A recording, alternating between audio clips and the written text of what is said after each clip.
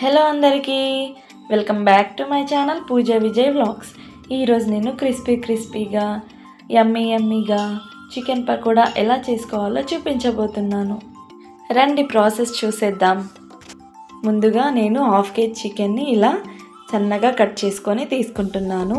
పకోడాకి ఇలా సన్నగా కట్ చేసుకుంటేనే పర్ఫెక్ట్ పకోడా వస్తుంది. నెక్స్ట్ ఇలా అల్లం వెల్లుల్లి పేస్ట్ దంచుకుంటున్నాను.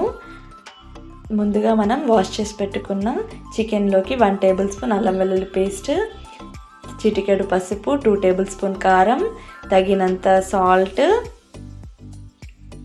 అండ్ 1 టేబుల్ స్పూన్ ధనియా పౌడర్ని కూడా వేసుకోవాలి. నెక్స్ట్ గుప్పెడు కొత్తిమీరని కూడా యాడ్ చేసుకోవాలి. తర్వాత కొంచెం కరివేపాకుని ఇలా సన్నగా కట్ చేసుకొని వేసుకోవాలి. హాఫ్ లెమన్ని కూడా పిండుకోవాలి. తర్వాత ఫుడ్ కలర్ని కూడా యాడ్ చేస్తున్నాను, ఆప్షనల్ అండి ఇది. నెక్స్ట్ 1 కప్పు కార్న్ఫ్లోర్ని వేసుకొని ఇలా బాగా మిక్స్ చేసుకోవాలి. చూడండి, ఉప్పు కారం మొత్తం ముక్కలకు పట్టేలా బాగా మిక్స్ చేసుకొని ఒక హాఫ్ అన్ అవర్ పక్కన పెట్టుకోవాలి. నెక్స్ట్ స్టవ్ ఆన్ చేసి కడాయి పెట్టుకొని అందులో ఆయిల్ వేసుకోవాలి. 30 మినిట్స్ అయిపోయాక చూడండి మన చికెన్ బాగా మ్యారినేట్ అయింది. నెక్స్ట్ చూడండి ఆయిల్ బాగా హీట్ అయింది. ముందుగా కలిపి పెట్టుకున్న చికెన్ ముక్కల్ని ఇలా ఒక్కొక్కటిగా వేసుకోవాలి. మీడియం ఫ్లేమ్ పెట్టి మన చికెన్ని బాగా వేయించుకోవాలండి, లేదా హై ఫ్లేమ్లో పెడితే మాడిపోతాయండి. ఇలా అన్నింటినీ వేసుకోవాలి. ఇలా అన్నీ వేసుకున్నాక ఒకసారి బాగా కలుపుకోవాలి.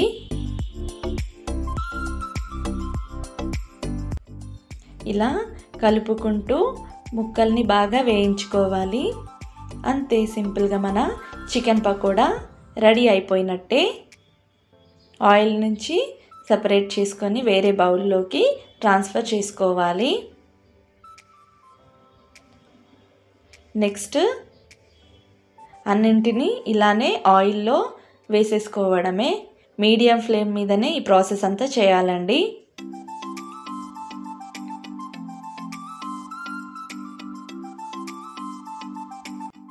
ఇలా పీసెస్ని బాగా కలుపుకుంటూ వేయించుకోవాలి. అంతే, మన సింపుల్గా చికెన్ పకోడా రెడీ అయిపోయినట్టే.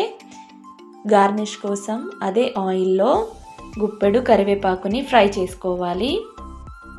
ఫ్రై చేసుకొని ఒక ప్లేట్లోకి వేసేసుకోవాలి. ముందుగా మనం చికెన్ పకోడా ప్రిపేర్ చేసుకున్నాం కదండి, అది సర్వింగ్ బౌల్లోకి సర్వ్ చేసుకోవాలి. ఇలా అన్నింటినీ సర్వ్ చేసుకున్నాక కరివేపాకుతో గార్నిష్ చేసేసుకోవడమే. అంతే, యమ్మీగా డెలిషియస్ చికెన్ పకోడా రెడీ అయిపోయినట్టే. మీకు గనుక ఈ వీడియో నచ్చినట్టయితే లైక్ చేయండి, షేర్ చేయండి, సబ్స్క్రైబ్ చేయడం మర్చిపోకండి. Thanks for watching. Bye guys.